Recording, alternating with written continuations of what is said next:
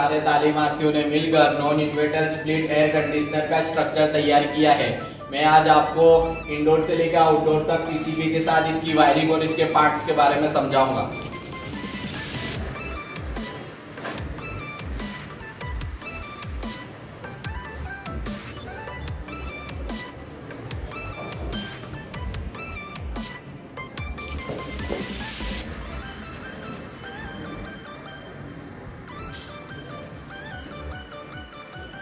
ये इवोपोरेटर है, ये एयर ब्लोअर है, ये ब्लोअर मोटर है, ये ट्रांसफार्मर है, ये इंडोर पीसीबी है जिसमें छोटे छोटे कंपोनेंट लगे हुए हैं, ये ब्लोअर कैपेसिटर है, ये रिले है, ये ड्रेनेज ट्रे है, ये स्विंग मोटर है, ये स्विंग पट्टी है, ये डिस्प्ले है जिसमें एरर शो करता है, ये कंडेंसर है, ये फैन ब्लेड है, ये फैन मोटर है, ये कंप्रेसर है।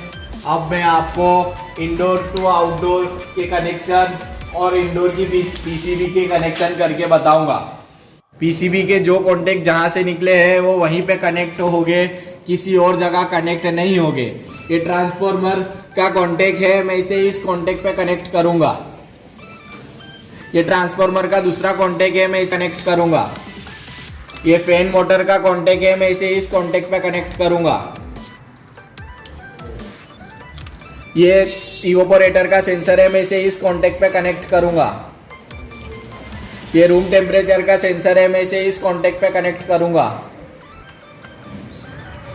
ये स्विंग मोटर का कॉन्टेक्ट है, मैं इसे इस कॉन्टेक्ट पे कनेक्ट करूंगा। ये फैन मोटर का कॉन्टेक्ट है, मैं इसे इस कॉन्टेक्ट पे कनेक्ट करूंगा।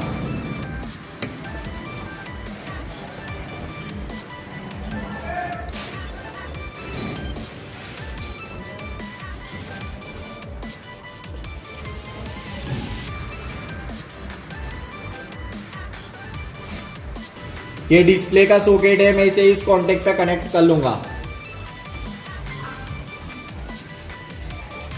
इसी तरह सभी सॉकेट को पीसीबी में कनेक्ट कर लेना है। ये 3 पिन टॉप में से आने वाला मेन फेस और न्यूट्रल है, मैं फेस को रिले के दूसरे नंबर के कॉन्टेक्ट पे कनेक्ट कर लूंगा।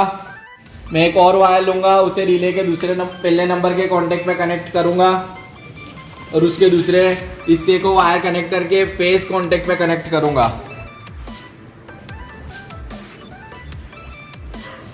अब मैं रिमोट सेंसर के फेस को वायर कनेक्टर के फेस कॉन्टेक्ट पे कनेक्ट कर दूंगा। इस तरह हमारी फेस की वायरिंग मुकम्मल हो गई है।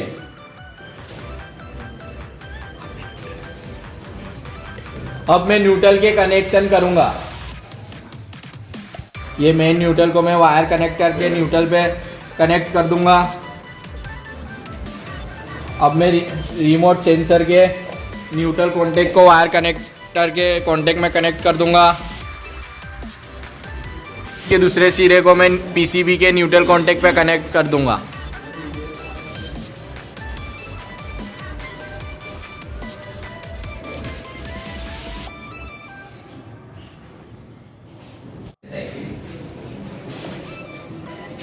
कंप्रेसर से आने वाले ये 3 वायर है, ये कॉमन है, ये स्टार्टिंग है और ये रनिंग है। मैं कॉमन को वायर कनेक्टर के न्यूट्रल कॉन्टेक्ट पे दे दूंगा।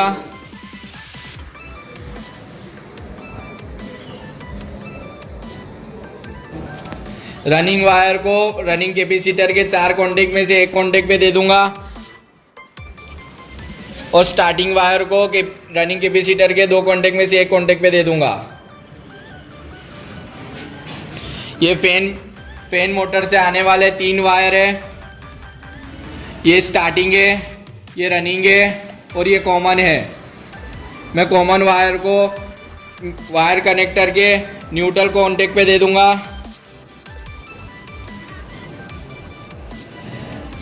मैं स्टार्टिंग वायर को फैन कैपेसिटर के एक कॉन्टेक्ट पे दे दूंगा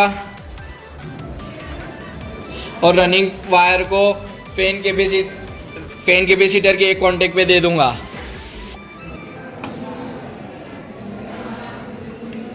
अब मैं एक और वायर लूंगा, उसे रनिंग कैपेसिटर के 3 कॉन्टेक्ट में से एक कॉन्टेक्ट पे दूंगा और उसे मेन वायर कनेक्टर के मेन फेस में दे दूंगा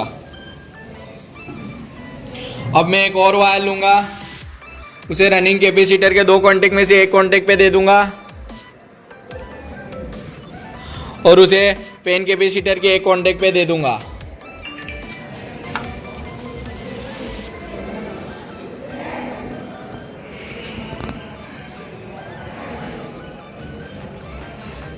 इंडोर के वायर कनेक्टर से आने वाले न्यूट्रल फेस में आउटडोर के वायर कनेक्टर में दे दूंगा।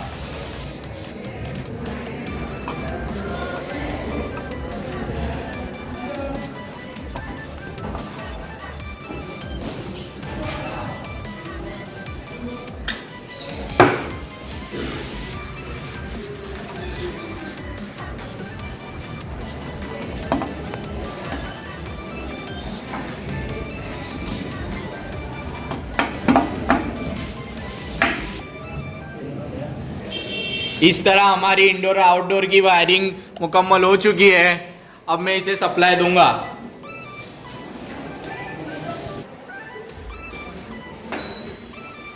ये इवोपोरेटर है। ये इवोपोरेटर रूम को ठंडा करने का कार्य करता है और ये कंडेंसर है।